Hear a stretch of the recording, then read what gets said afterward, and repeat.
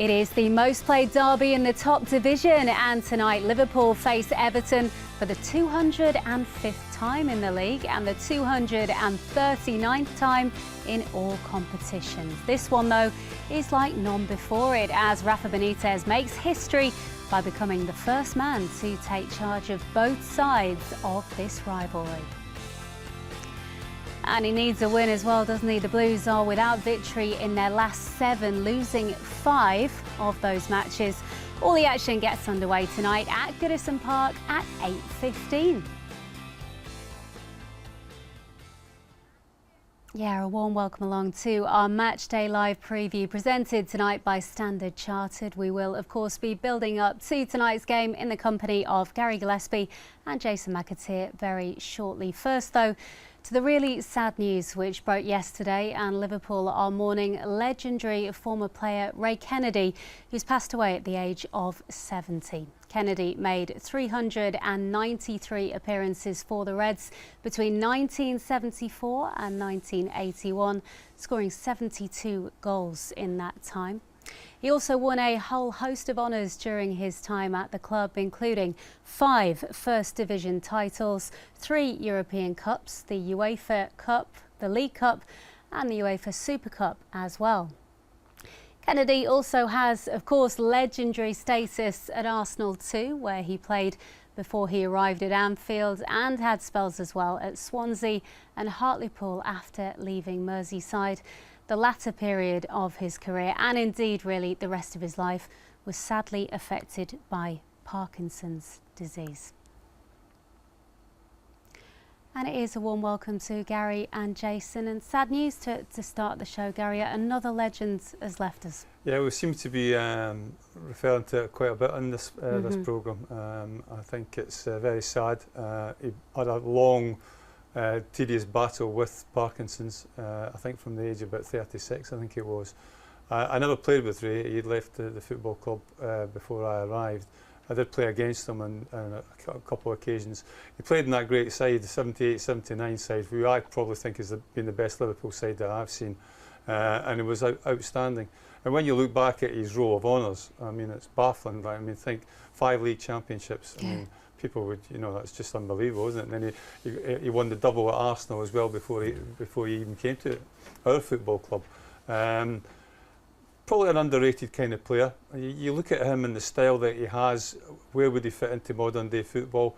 It'd be difficult to find a position for him, but the talent and ability that he had, the sheer fact that he came as a centre forward and ended up being a left-sided midfield player would suggest that he would have fitted quite comfortably in the modern day era. And as I say, he's sadly had a battle for a long period in his life with Parkinson's disease, and obviously it's taken him so young. Yeah, just to pick up on a point Gary said there about how underrated that he was, to quote Bob Paisley from his autobiography, he said, "In my view, he was one of Liverpool's greatest ever players and probably the most underrated." Absolutely. I mean, that's possibly one of the highest honours anyone could say about you, isn't it? And probably was, and like Gary said, it was in that great team. I mean, we were talking about him off air there, and you look at the trophy hall that you just read out the top of the show, it feels like it's a lifetime career at a football club, doesn't it? It's just ridiculous. But like Gary said, he was a legend at Arsenal as well.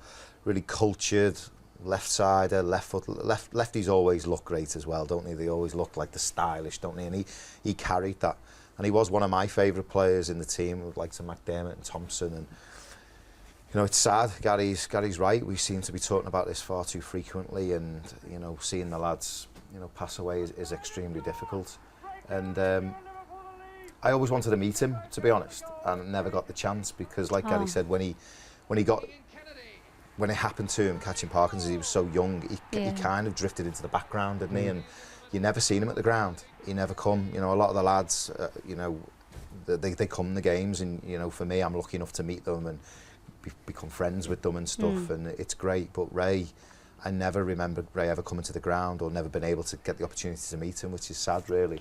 Jimmy Case was his big friend. Jimmy used to go up on a regular basis and see him, and we kind of got information back through Jimmy how he was doing and what he was up to. And, you know, one or two others, I think Dave Johnson, maybe Alan Kennedy, had a little bit of dealings with him. But it was sad that, you know, he kind of drifted out the spotlight of Liverpool Football Club, whereas probably back in these days, like the former players weren't looked after as probably as well as what they are now with regards to the former players association. Football in general, the Forever Reds. And that was not just our football club. That was a lot of football clubs. Yeah. But you know, fond memories of him, and as I say, the likes of Jimmy. It'll be a sad loss for him. Yeah, he was part, obviously, of that iconic midfield, as Gary said before, in the 70s. Case, McDermott, Souness. And obviously Ray Kennedy as well. Yeah, and you know what, you can be overshadowed by them kind of players. Certainly with Suey in there, who craved the limelight, didn't he, and stuff, and Terry McDermott with the goals that he scored. But I mean, you look at his career. I mean, I think he was 17 times for England, 3 goals. I mean, I think it was Trevor Brooking that used to queue him up, but I remember him in that iconic kit. You know, the England kit with the colours here, the Admiral kit, and you know, he looked the part, didn't he? Looked a bit of a film star, didn't he, Ray Kennedy? He had the looks going on there, so with that white kit. But yeah, and it's just sad. Like, it's just really sad to see him go. Mustn't forget, obviously, also revered at Arsenal as well, part of their double winning squad in '71, wasn't it? Yeah, I played up front with John Radford. I mean, like you two are probably a little bit too young to remember. I vaguely remember it. But, you know, I think the fact that he played as a centre forward, and you know, when you're talking about centre forwards back in these days, it was a robust kind of position. You got battered a little bit from centre halves. It's not a case now where like nobody can touch you. You know, you had to put yourself about, and then to have that switch, and it must have been a bit of a genius, really, from Bob Paisley's point of view, to see as a centre forward, to move him from a centre forward position to play as a left-sided midfield player. But I'm just saying, like, that, you know, you've got to give Ray a lot of credit for that, because he obviously had that footballing brain and the ability to do that quite easily. And as I say, what position he played, and what you know, when you see some of the goals he scored and the touch that he had, it was absolutely phenomenal. Absolutely, really sad news this week. The thoughts, of course, of everybody at Liverpool Football Club are with Ray's family and friends at this sad and difficult time. Ray Kennedy, who's passed away at the age of 70.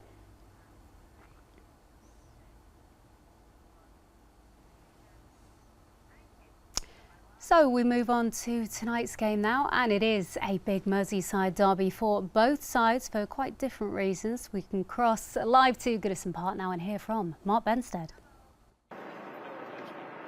Thank you, Becky. Yeah, it will be slightly sombre ahead of kick-off, I guess, following the passing of Ray Kennedy, as we've just been touching upon.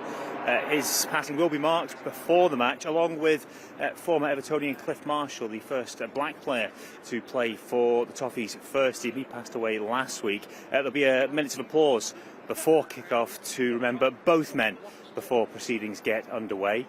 When that's done and dusted, hostilities will resume. That a neighbourly niggle will return. This fixture always brings its own bit of spice, and perhaps particularly so this year in light of what has happened over the course of the last 12 or 18 months. Of course, Everton won, albeit at an empty Anfield in the last match, and the game here was, well, controversial to say the least. There was injury and there was indignation late on when that late winner was ruled out, of course, by VAR. Also going into this game, you've also got the fact that Rafa Benitez is now in the Blues dugout. 14 Merseyside derbys he took charge of in his time at Liverpool. This is his first in charge here. Of course, he comes into this game with a bit of pressure on his shoulders as well. They haven't won the last 7 Premier League outings, so you do wonder what defeat here tonight against their local rivals, and a heavy defeat, would do for his prospects of staying in the role long term. In terms of team news tonight, Yerry Mina is out for the hosts. There's no Dominic Calvert-Lewin, but of course Richarlison is back from suspension. He scored in 2 of the last 4 Merseyside derbies, and of course was sent off in the game here last October. For Liverpool, no new injury concerns. This game comes too early though for the likes of Joe Gomez, James Milner, Naby Keita and Curtis Jones, but they aside, everyone else is fit and available. Full team news on the way in Matchday Live from 7:50.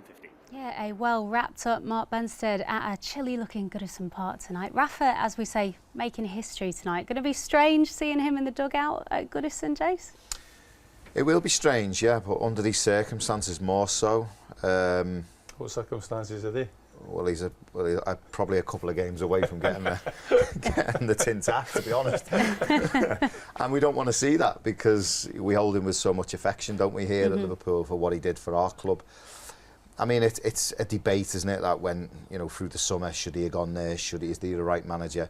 Listen, Everton have got to decide what they want to do ultimately. Do they want to change another manager? Do they want to start again? Yep, we hear all the excuses that are coming out, no money, Rafa's, talking about financial fair play, haven't been able to do anything in.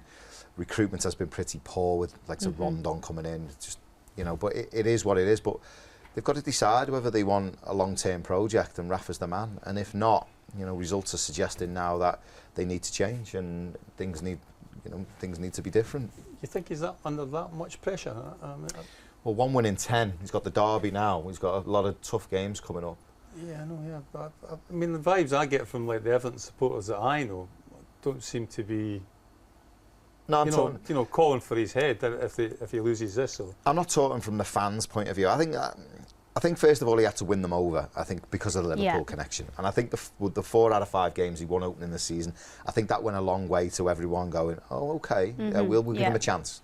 And then they did, and now it's been 1 in 10. I think the fans now are disgruntled, but they want it to work. I think they do see a decent manager, and they do see the problems he's had. But I think they've got a very, I think narcissistic might be the wrong word, but they've got an owner who you can see with what he's done with his football. Ancelotti coming in, he likes them to be a bit of stardom, a bit of starstruck. He likes a name, yeah. He likes all this going on, and it's whether he looks at it and goes, "Oh, 5 points off relegation, are we going in the right way? I can't drop out of it," because the other owner looks like he just doesn't want to put any more money in, doesn't he? Mashiri is the one I'm alluding to, where he likes the showbiz kind of style of it. It's whether he's so temperamental, Mashiri. It's whether you can't just keep chopping your manager willy-nilly. But they are. And they have been. Yeah, and that's probably one thing that's got to change, I suppose, isn't it? You need that stability. Exactly. So that's where I'm saying, when I opened what I was saying, they've got to decide. They've got to decide. You talk about injuries, Richarlison, I'll give you Yerry Mina. I mean, I looked at the team I played against Brentford at the weekend, and it was poor. I mean, Godfrey, is he going to come back in tonight, Godfrey? It was the winger. He's been a big loss for them, hasn't he? Yeah. Richarlison missed the game at the weekend, but he probably comes in tonight.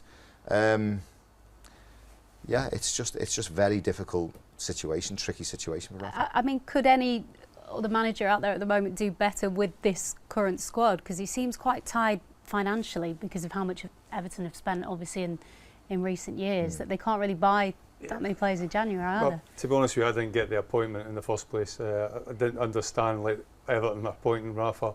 I didn't understand Rafa actually going to Everton. I just found it a strange appointment. He's gone into a club that for like a long time has been, I'm not saying mismanaged, but run probably not how the Everton supporters want to see it to be run. There has to be a vision, there has to be a philosophy. They're on about building a new stadium down at the docks, which is obviously started. That's the future. Will Rafa Benitez be part of that future? I can't see it. I just can't see it. I couldn't see Ancelotti being part of that future either. I think you've got to get a young, enthusiastic manager in with a vision to take Everton forward into a new era with obviously a new stadium. And for me, Rafa's not the one.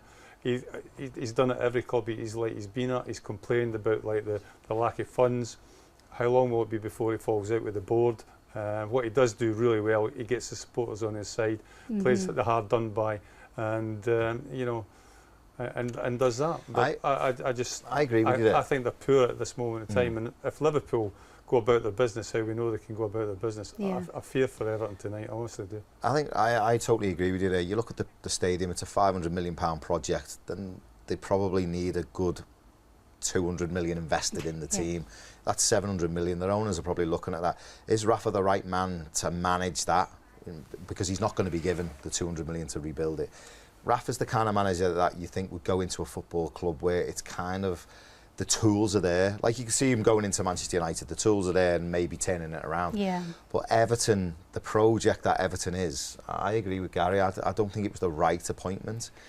Whether it's the right appointment for Rafa is another story. He mightn't have had anything else on the table and might have been the only thing. We know his wife or his house is here on Merseyside. There's coming back.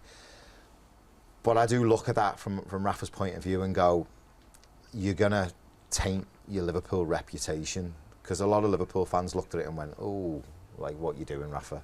You know, your legacy at Liverpool is fantastic. You're going to tarnish that by this appointment, by this move.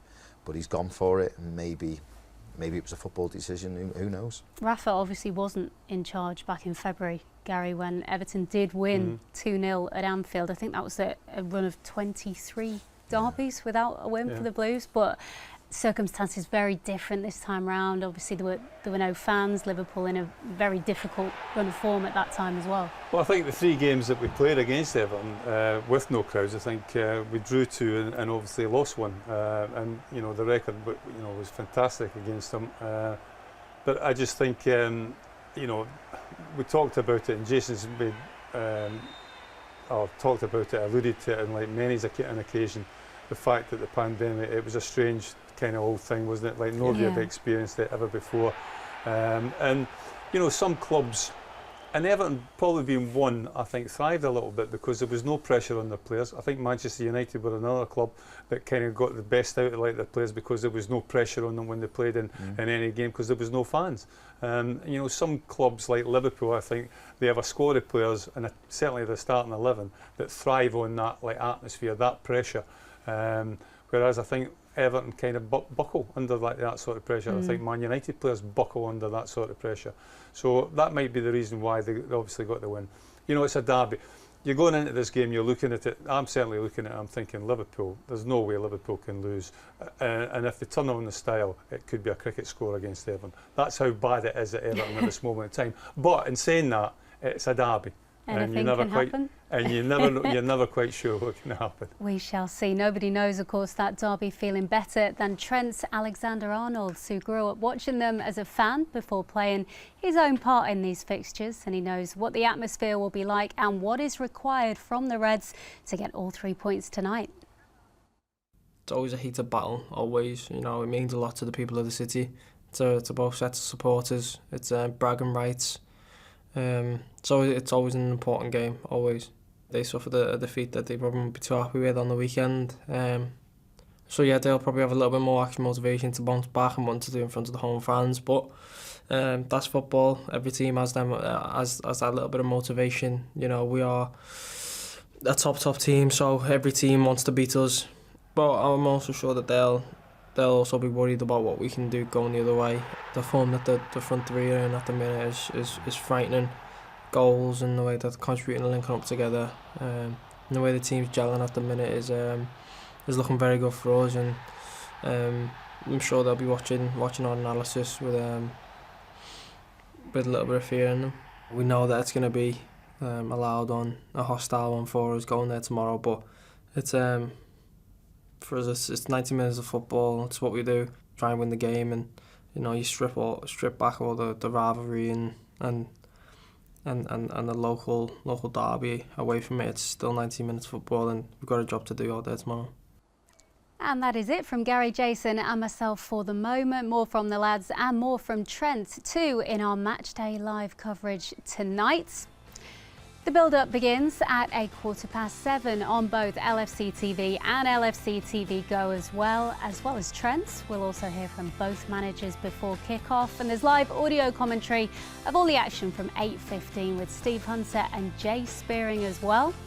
Then we'll be back at full time with all the fallout in the Matchday reaction. Join us for that if you can.